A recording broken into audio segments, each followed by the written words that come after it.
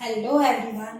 आज हम करेंगे, कई बार हमारे माइंड में कई तरह के क्वेश्चन आते रहते हैं, उन्हें को सॉल्व करने की कोशिश करेंगे कि आखिर लायबिलिटीज पहले क्यों लिखी जाती हैं, एसेट्स बाद में क्यों लिखी जाती है जब हम बैलेंस शीट बनाते हैं, या फिर जो डेबिट है उसमें कहीं पर आर नहीं जाता फिर भी हम एंट्री करते टाइम डी आर क्यों लिखते हैं, या हम एंट्री करते हैं तब टू क्यों लगाते हैं और डेबिट में हम टू नहीं लगाते।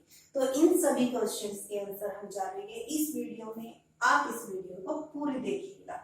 इस वीडियो में पूरे देखने के बाद आपको इन सब क्वेश्चंस के आंसर आपको मिल जाएंगे। और अगर इसी टाइप के और कोई क्वेश्चन आपके माइंड में आता है, काम करते करते कई बार स्टूडेंट्स के माइंड में ये आता है कि ये क्वेश्चन कर रहा हूँ तो ये इसी तरह से क्यों कर रहे हैं, क्या दूसरे टाइप से नहीं कर सकते। तो अगर आपके माइंड में भी इस तरह के कोई क्वेश्चंस आते हैं हमारे कॉमर्स सब्जेक्ट से रिलेटेड तो आप कमेंट सेक्शन में जरूर बताइएगा, और इनको जानने के लिए आप हमारे वीडियो को पूरी देखिएगा।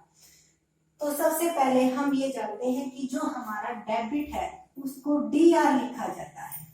देखो, क्रेडिट को हम सी आर लिखते हैं तो उसमें क्रेडिट में सी आर आता है, ये तो बात स्पष्ट दिखाई दे रही है। बट डेबिट में कहीं भी आर कहीं नहीं आ रहा, लेकिन तब भी हम क्या लिखते हैं, डी आर लिखते हैं। क्यों, इसके पीछे क्या वजह है? सबसे पहले हम एक एंट्री लेके देखते हैं। मान लो राम ने सामान परचेज किया तो उसकी एंट्री क्या करेंगे, purchase account debit to Ram, यही एंट्री करेंगे। तो एंट्री में डी आर लिख रहे हैं जबकि डेबिट स्पेलिंग में कहीं आर नहीं आ रहा है। तो इसके पीछे क्या वजह है? जब हमारा डबल एंट्री सिस्टम स्टार्ट हुआ था तो उसे स्टार्ट करने वाला कौन था, ये क्वेश्चन भी कई बार पूछा जाता है। उसे स्टार्ट करने वाला कौन था? लुकोस पेशियोली। लुकोस पेशियोली ने डबल एंट्री सिस्टम को कब स्टार्ट किया था? 1494 में। तो जब जो हमारा लुकोस पेशियोली था वो कहाँ का था? इटली का था। तो कोई भी अगर किसी चीज का इन्वेंशन करता है तो वो चाहता है कि उसके नाम से या फिर उसकी जगह के नाम से उसे जाना जाए।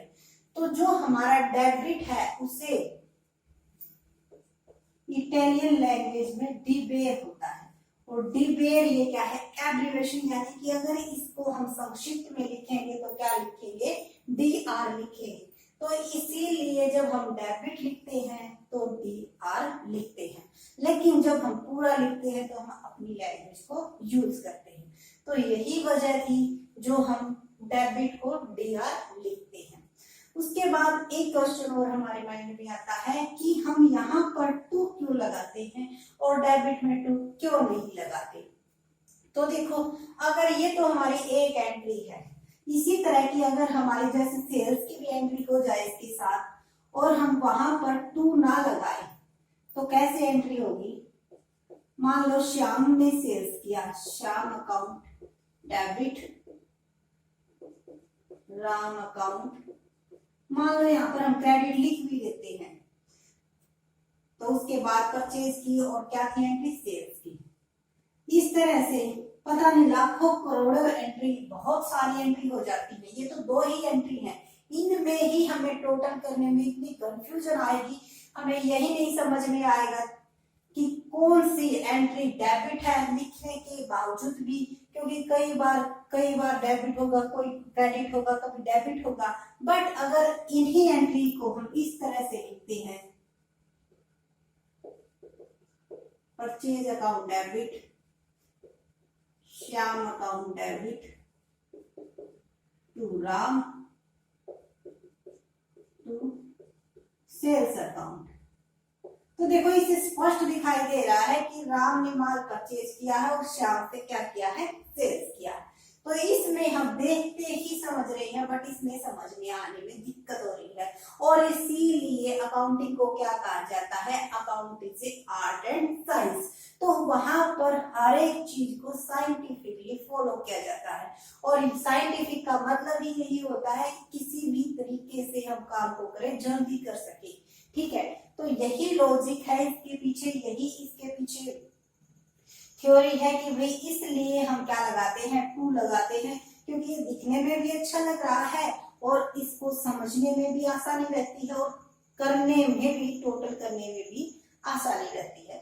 इसीलिए क्या लगाया जाता है, टू लगाया जाता है। और वैसे ही किसी भी चीज के को कहा जाता है, जैसे अकाउंट को क्या कहा जाता है कि आर्ट एंड साइंस, तो हर एक उसकी जो कैरेक्टरिस्टिक्स होती है उसके पीछे कोई ना कोई वजह होती है, ऐसे ही नहीं कहा जाता। तो ये साइंटिफिकली रूल को फॉलो कर रहा है, इसीलिए क्या लगाया जाता है, टू लगाया जाता है और कोई वजह नहीं है। उसके बाद हम करते हैं कि जैसे बैलेंस शीट बनाते हैं तो हम पहले क्या लिखते हैं, लायबिलिटी लिखते हैं, शेयर कैपिटल, उसके बाद एसेट्स को स्टार्ट करते हैं। ठीक है, बैलेंस शीट जब बनाते हैं तो सबसे पहले लायबिलिटी लिखते हैं, उसके बाद एसेट्स लिखते हैं। क्यों? क्योंकि अगर हम किसी भी बिजनेस को स्टार्ट करते हैं तो पहले हमारी लायबिलिटी क्रिएट होती है, उस पैसे को हम कहीं इन्वेस्ट करते हैं तो हमारे पास एसेट्स आती है। इसीलिए बैलेंस शीट में सबसे पहले क्या लिखा जाता है, लायबिलिटीज लिखी जाती है, उसके बाद क्या लिखी जाती है, एसेट्स लिखी जाती है। तो ये हमारे तीनों क्वेश्चंस के आंसर थे। अगर इसी टाइप के कोई क्वेश्चन आपके माइंड में आते हैं या फिर अगर आपको किसी और टॉपिक पर वीडियो चाहिए तो हमें कमेंट सेक्शन में जरूर बताइएगा। और हमारी वीडियो कैसी लगी, अगर अच्छी लगी हो तो लाइक, शेयर एंड सब्सक्राइब कीजिए। Thank you for watching this video. Thank you.